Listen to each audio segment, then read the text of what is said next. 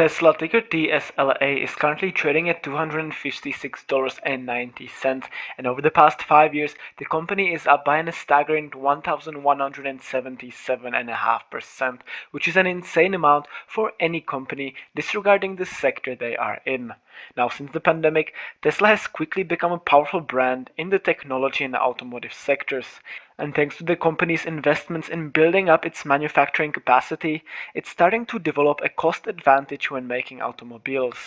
And over the past few years, the company has been profitable, while a company such as Ford constantly loses money on its EV division. Now, before we have a closer look at Tesla, let's quickly jump to my Interactive Brokers account and have a look what the analysts have installed for Tesla. Now, as we can see, the fair value estimate for Tesla is sitting at 250 USD, which I quite do not agree with. But anyways, let's have a quick look at the analyst's forecast. When we switch to annual, we can see that the analysts do predict the earnings per share of Tesla to keep rising and rise by about 100% since 2022 up to the year 2027. As we can see, net income before tax is expected to rise as well, and if we scroll all the way down, we can see that the revenue of Tesla is expected to keep rising up to the year 2027 as well. Now, to figure out the price at which you should be buying Tesla at, we'll jump over to my fully automatic stock valuation spreadsheets, where I will plug in the ticker TSLA and the metrics will show up automatically. And right away we can see that Tesla currently doesn't pay out any dividends, and that the analysts currently have a target price of $241 by the end of the year, which is indeed actually lower than the current trading price of the stock. Now, the institutional ownership is sitting below 50%, which I personally do not like, and the beta of the company is very high, sitting at 2.07, which means that you will see a lot of volatility with Tesla. Now we can move to the 9-pill analysis, where we will have a closer look at Tesla's financials. Now, the first metric we want to see is the 5-year PE ratio, and we want this to be sitting below 22.5, which would mean that you would be paying a fair price for Tesla's earnings. Now, Tesla's 5-year PE ratio is currently sitting at 305, which is very expensive.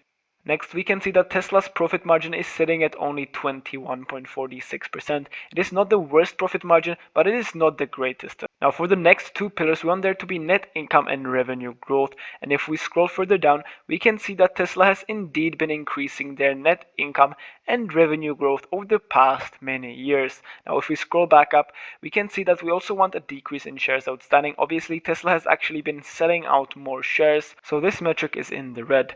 Now, for the next metric, we want the long-term liabilities over the 5-year free cash flow negative dividends to be sitting below 3.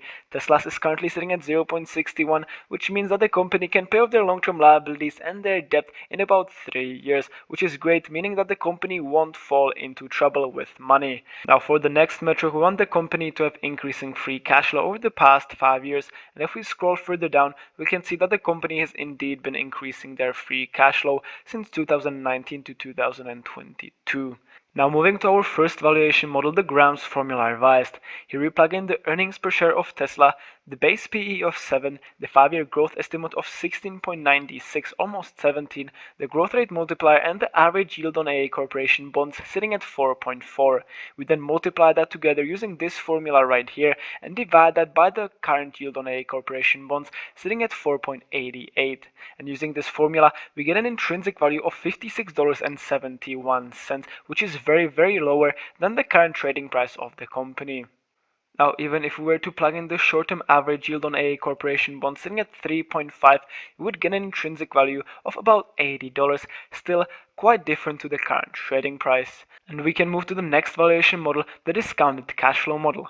Here we plug in the free cash flow of the past years and calculate the average growth to be sitting at 104%. Now, I predict a growth rate of 20% for the next 10 years and forward, and using that, I calculate the future free cash flow.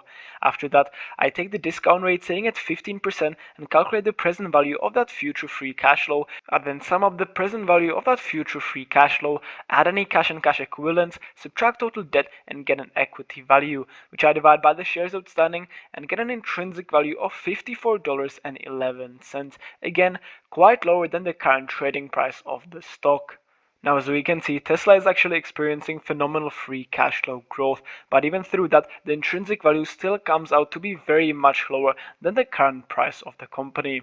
Now, moving to the next valuation model, the multiples valuation model, we will compare Tesla to other automotive makers, such as Toyota Motors, Ford, or BMW.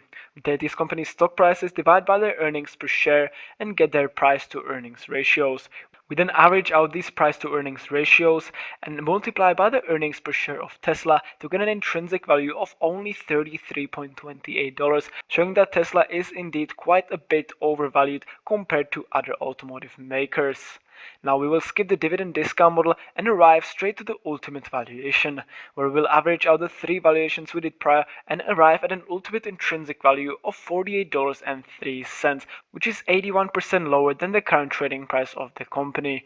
Now, even though I do believe that Tesla should be trading at a premium, I also do believe that their current trading price is simply not sustainable. I believe that their price will start falling over the next few years, or in the best, will keep steady. With that, I hope you enjoyed the video, I hope you found it interesting and informative, and with that, make sure to leave a like, consider subscribing, and let me know down in the comments which company you would like me to evaluate next.